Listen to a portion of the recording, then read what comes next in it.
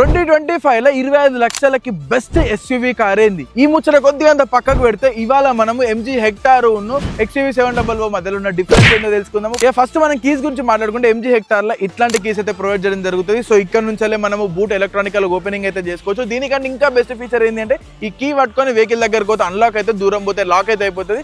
అదే మనం XUV 700 వల్ల ఇట్లాంటి కీ అయితే చూసుకోవచ్చు. సో ఇక్కడ మనకు మాన్యువల్ ఫ్లిప్ ఫ్లాప్ అయితే ఉంటుంది. ఇలా మనకు 3 బటన్లు ఉన్నాయి, లాక్ అన్లాక్ బూట్ తోని బూట్ జస్ట్ అన్లాక్ అవుతుంది, ఎలక్ట్రానికల్ ఓపెన్ అయితే కాదు. అండ్ మనం వెహికల్ దగ్గరకు పోతే లాక్ అవ్వడం అన్లాక్ అవ్వడం ఇట్లాంటి ముచ్చట్లు అయితే ఏం లేవు, మాన్యువల్ గా రిమోట్ లోనే ఆపరేట్ చేసుకోవాలి. సెకండ్ మేజర్ డిఫరెన్స్ వచ్చేసి మనకి XUV 700 వల్ల ప్లస్ టైప్ డోర్ హ్యాండిల్స్ అయితే ప్రొవైడ్ చేయడం జరుగుతుంది. అదే మనకి ఎంజీ హెక్టార్ లా normal door handles with request sensor దొరుకుతాయి. అంటే దీన్ని క్లిక్ తోని లాక్ అన్లాక్ అయితే వెహికల్ ని చేయొచ్చు. ఇక ఈ వెహికల్ 2.2 లీటర్ ఇంజిన్ అయితే మనకు ప్రొవైడ్ చేయడం జరుగుతుంది. పెట్రోల్, డీజిల్, మాన్యువల్, ఆటోమేటిక్ అన్ని వస్తుంది. అదే ఇలా మనకు 2 లీటర్ డీజిల్ ఇంజిన్, అది కూడా ఓన్లీ మాన్యువల్ ప్రొవైడ్ చేస్తారు. పెట్రోల్ లో మాత్రమే మనకు ఆటోమేటిక్ అయితే ఉంటుంది. దీని మైలేజ్ గురించి మాట్లాడుకుంటే ఇది హైవే మీద నాకు 15 నుంచి 18 మధ్యలో ఇస్తుంది. ఇది హైవే మీద మనకు 12 నుంచి 14 మధ్యలో ఇస్తుంది.